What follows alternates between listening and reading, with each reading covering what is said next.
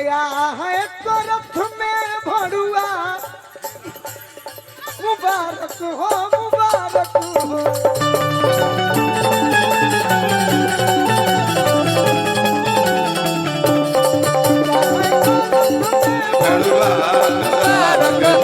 मुबारक हो जुटे हैं देश के भड़ुआ मुबारक। आया है प्रोफेसर का भड़ुआ आया है हरेंद्र का भड़ुआ मुबारक हो मुबारक हो मुबारक हो देश के भड़ुए मुबारक हो मुबारक हो। सेवा समाप्त। इसका 100 रुपये पे कितना गवाई बोलो? इसका खानदानी गाना खत्म। तोर खानदानी कौन है रे? बोल हैं? बोल ते बोल ते बोल हट हट सीट छोड़ बैठ। जो ना वाली छीछा लेदर छीछा ले। चलिए 5.5 लगाइए 5.5। अनिल भैया यानी जमावा अब कुछ गीत गाने हो जाए ओकर बाद अनुपमा के बड़ी दूर जाए के बाद और समय के अनुसार कुछ गीत हम सुना दी ताकि 5.5 यानी इंग्लिश में भी हमरा के कहत है बड़ी दुख लगला छोटू दुख का लगे रे? ठीक बा स्टेज पे बैठा रहे तोरे कनो गाय अरे के दोस्त मन ले बने से ना को अनिल भैया तक माइक भरा हम माहौल कैसन बनावा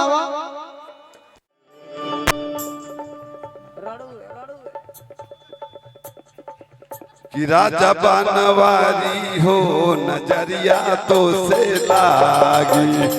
ये राजा बनवारी हो नजरिया नजरिया तो से लागी नजरिया तो से लागी नजरिया तो से लागी। ये राजा बनवारी हो नजरिया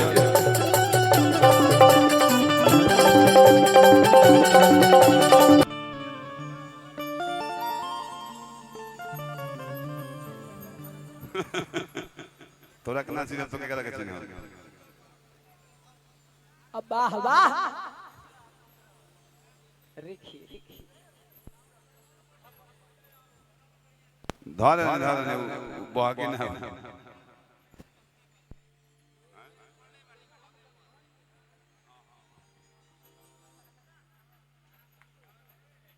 अब तो कंपनी धीरे धीरे बंद हो रहा बड़ी सा 3-4 बजे भोर में जब नचनिया समयना वाला प्रोग्राम में थिएटर में थाक जाली सा तो डांस कैसे कर ली सा कैसे जब पुरस्कार के देला वो भोर में तो ऊपर लेडीज लचका गई सा जोंकड़ कैसे फंस फगावे कैसे पर शुक्रिया अदा हुई चली जाता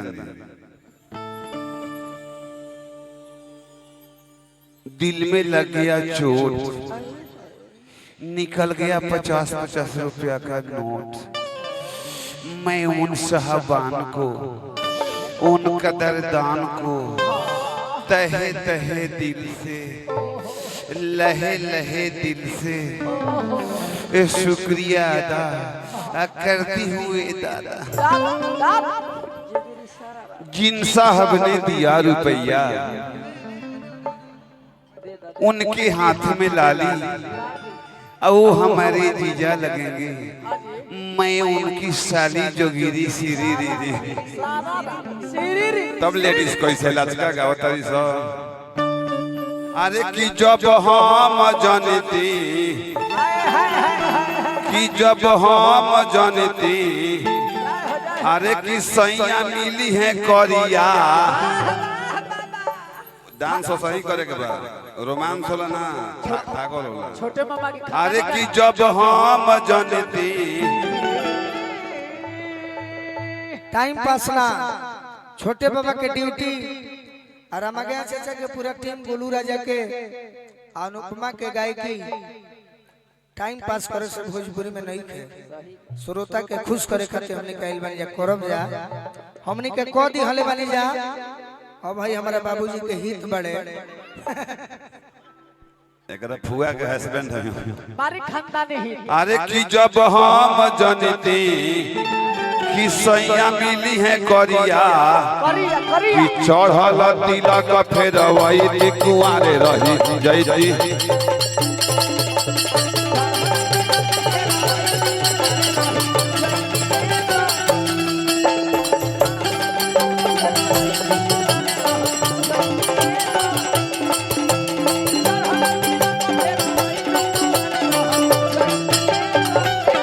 अरे कुआरे रही जइए सखी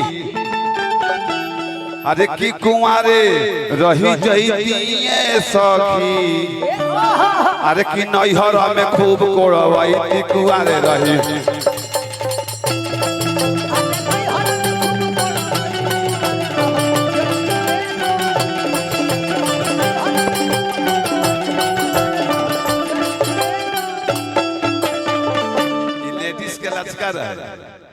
एक बाद जोकर के फसका कैसे पाया गया अरे कि जब हम जनती कि हमारे प्रीति मिली है ठंडा कि जब हम जनती कि हमारे प्रीति मिली है ठंडा कि सेज पखी आई तू गो अंडा गरम होई जैती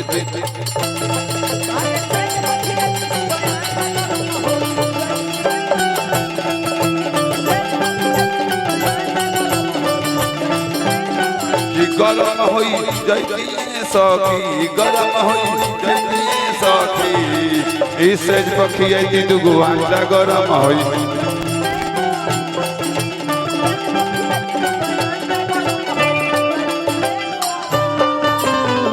चलिए हमारे 5 मिनट हो गए